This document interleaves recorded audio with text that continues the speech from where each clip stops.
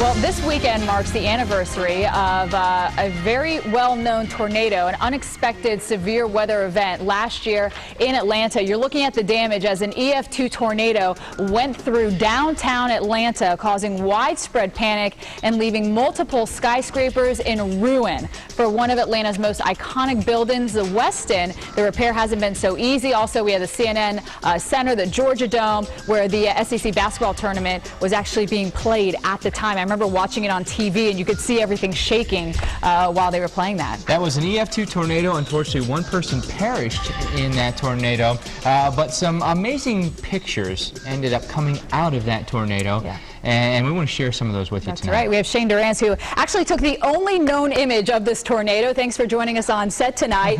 What were you doing the night of this? Did you say, oh, there's a cool cloud, I want to take a picture? Because you really do commercial and modeling type of work. I do a lot of fashion, advertising, and this photo is kind of where I started. I started with shooting wildlife and landscapes, so it's kind of ironic that this photo is what's kind of got me out there. But that night I was, we were supposed to be in Savannah at this big St. Patty's Day party, and decided, last minute to stay home, save our money, and so I bought wine and made dinner and was hanging on the balcony and started shooting lightning. Now the direction I was facing at the time was north, which is not the direction the tornado was in. Right. And so I was just shooting lightning. And so my fiance was on the couch watching TV, and she goes, I think a tornado just hit downtown. And I was like, oh, well, let me get over there. So I get my camera and my bird dog, who's Dylan, he's my boy. And so we trekked over the other side of the building, which is facing south, and then I was just trying to capture lightning. I had no idea that the tornado was even still visible. How close, you look pretty close here. How close do you think you actually were to this? Did you have a zoom lens on this, or what? No,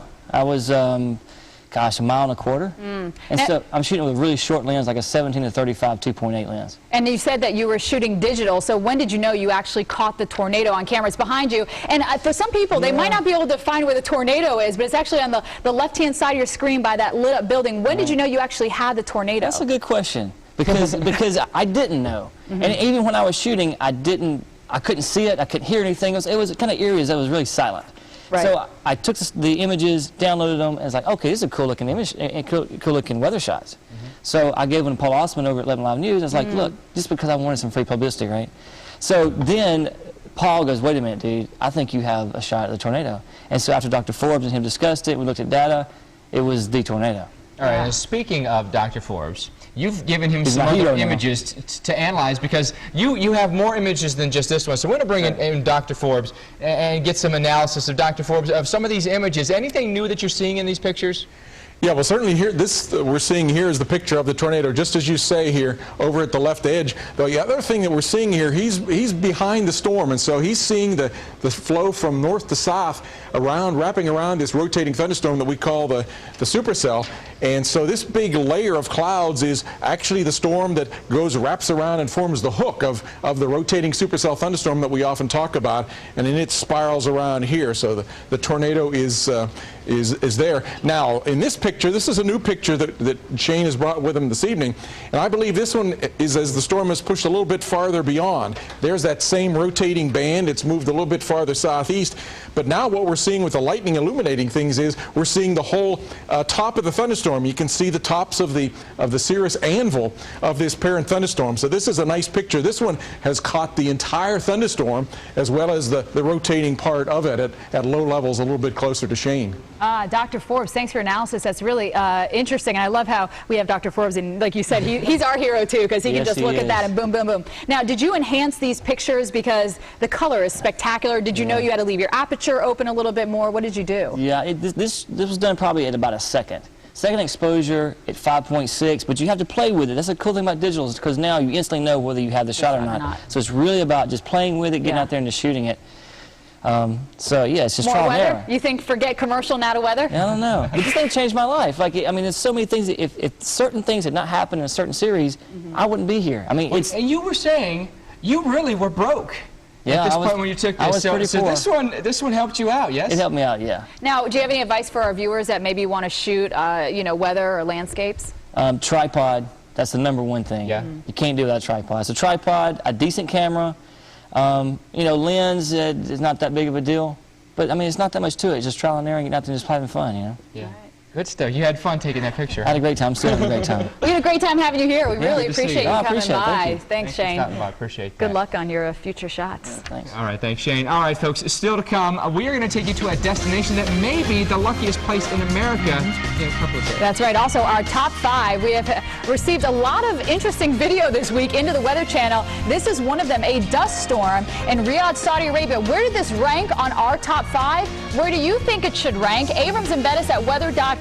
Email us or tweet us. Also, the Lone Star State is thirsty. That's why we're opening up the weather vault again. Last time it was me and a blizzard. Now we're going back to a tornado that struck on March 14th of last year.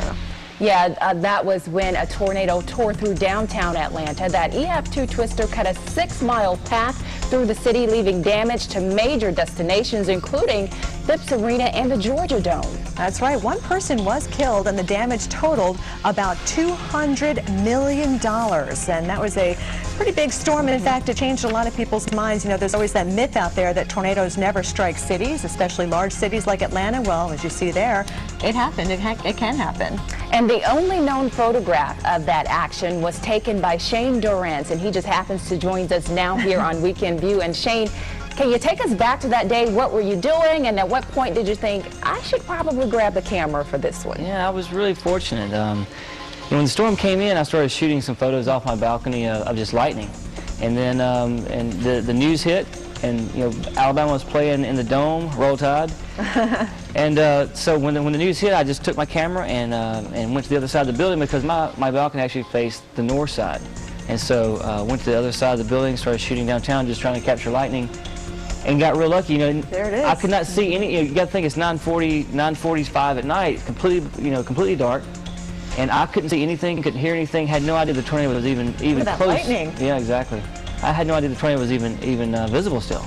You did a good job with that. I mean, you have a beautiful view from, your apartment. So you knew that this was, you didn't know at the time that this might be a tornado coming through the area until you watched the breaking news on TV. And it was still speculation. So they had been confirmed because they had to go back on the data, but they were speculating. But I just got very, very lucky. The good Lord put me in the right place at the right time. Well, you're a commercial photographer, so this is great for your career. Yeah, it is. And this was just nominated for a Pulitzer Prize this year, so April 20th we'll find out what happens with that. Wow, I'm sure you've taken a lot of fantastic pictures. This one has to be right up there at the top. Yeah, it is. Isn't it? It's not anything. This is how I started, really. I started doing landscapes and wildlife and as a kid. And it's funny now because I do commercial and advertising and whatever, and this really takes me back to where I really started from. As you were shooting these pictures, were you scared at all? Was your adrenaline pumping? Were you even hearing tornado sirens at the time? I would love to make this very dramatic, but I couldn't hear anything really. And the rain even stopped. So where I was standing, it wasn't even sprinkling, raining, nothing. It was dead silence, and that's the eerie thing about it, because this thing was ripping through, and I couldn't hear a thing. When it was over, it was very eerie then, because there was police cars and sirens and lights going off, and it was pretty scary at that point, because then I knew something bad had happened. And as you mentioned, you were watching basketball at the time, and it was a three-point shot that put that game into overtime, and thank goodness they were in overtime, because thousands of people would have been out on the streets when this happened. There would have been a lot more deaths and injuries if it hadn't been for that. And just to explain, in EF2 tornadoes, that's winds 111 to 135 miles an hour. A lot of times we say EF2 and people may not really know what that means, but that's what that means. And that is a tremendous event here for the Atlanta area. Thank you so much for joining us this morning. Gorgeous pictures. Good luck with that Pulitzer. We'll be waiting to hear on that. All right, stay with us here on Weekend View. We're going to talk about your weekend forecast from coast to coast. Stay with us.